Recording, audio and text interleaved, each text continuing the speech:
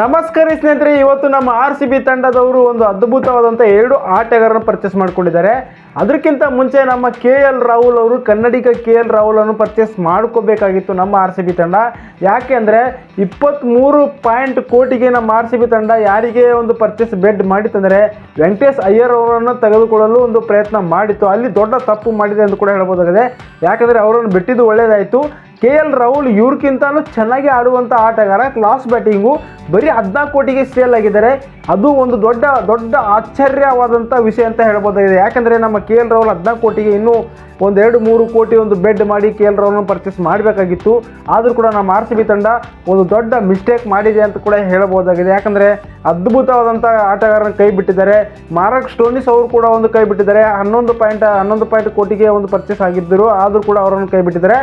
ಆದರೆ ಇವಾಗ ಇಂಗ್ಲೆಂಡ್ ಆಟಗಾರ 2 ಆಟಗಾರರನ್ನು ಪರ್ಚೇಸ್ ಮಾಡ್ಕೊಂಡಿದ್ದಾರೆ. ಉಪ್ಪಿಗಿಂತ ರುಚಿ ಬೇರೆ ಏನಿಲ್ಲ. ಸಾಲ್ಟ್ ಅವರನ್ನು ಪರ್ಚೇಸ್ ಮಾಡ್ಕೊಂಡಿದ್ದಾರೆ. 11.5 ಕೋಟಿಗೆ ಒಂದು ಪರ್ಚೇಸ್ ಮಾಡ್ಕೊಂಡಿದ್ದಾರೆ. ಈಗಿನ ಇಂಗ್ಲೆಂಡ್ ಆಟಗಾರ ಓಪನಿಂಗ್ ಆಡುವಂಥ ಡೇಂಜರ್ ಆಟಗಾರ. ಕಳೆದ ಸೀಸನ್ನಲ್ಲಿ ಕೋಲ್ಕತ್ತಾದಲ್ಲಿ ಆಡ್ತಾ ಇದ್ರು.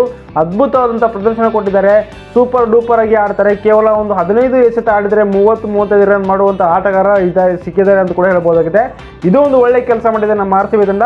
ಇನ್ನೊಂದು ಮಿಡಲ್ ಆರ್ಡರ್ನಲ್ಲಿ ಫಿನಿಷರ್ ರೋಲ್ ನಿಭಾಯಿಸುವಂಥ ಲಿವಿಂಗ್ ಸ್ಟೋನ್ ಅವರನ್ನು 8.75 ಕೋಟಿಗೆ ಒಂದು ಪರ್ಚೇಸ್ ಮಾಡಿಕೊಂಡಿದ್ದಾರೆ ನಮ್ಮ RCB ತಂಡ. 2 ಆಟಗಾರರಂತೂ ಸಿಕ್ಕಿದೆ. ಇನ್ನು ಎಷ್ಟು ಆಟಗಾರರು ಸಿಗ್ತಾರೆ ಅಂತ ಗೊತ್ತಿಲ್ಲ. ಯಾಕಂದರೆ ಡೇಂಜರ್ ಆಟಗಾರ ಬೇಕು ನಮ್ಮ ತಂಡಕ್ಕೆ. ಯಾಕಂದರೆ ಈಗಾಗಲೇ ವಿರಾಟ್ ಕೊಹ್ಲಿ ಮತ್ತು ಪಟಿದಾರ್, ದಯಾಳು ಮತ್ತು ಲಿವಿಂಗ್ ಸ್ಟೋನು, ಸಾಲ್ಟ್ 5 ಆಟಗಾರರಂತೂ ಆಗಿದ್ದಾರೆ ನಮ್ಮ RCB ತಂಡಕ್ಕೆ ಅಂತ ಕೂಡ ಹೇಳ್ಬೋದಾಗಿದೆ. ಹಾಗೆಯೇ ನಮ್ಮ ತಂಡಕ್ಕೆ ಯಾರು ಕ್ಯಾಪ್ಟನ್ ಆಗಬೇಕು, ಪರ್ಚೇಸ್ ಮಾಡಿಕೊಂಡವರಲ್ಲಿ ಯಾರು ಕ್ಯಾಪ್ಟನ್ ಆಗಬೇಕು ಎಂದು ಕೂಡ ಕಮೆಂಟ್ ಮಾಡಿರಿ. ಸಾಧ್ಯವಾದ ರೀತಿಯಲ್ಲಿ ನಮ್ಗೆ ಇಷ್ಟವಾದ ರೀತಿಯಲ್ಲಿ ಕೂಡ ಸಬ್ಸ್ಕ್ರೈಬ್ ಆಗಿ ಸಪೋರ್ಟ್ ಮಾಡಿರಿ. ಧನ್ಯವಾದಗಳು. ಸಿಗೋಣ್ರಿ.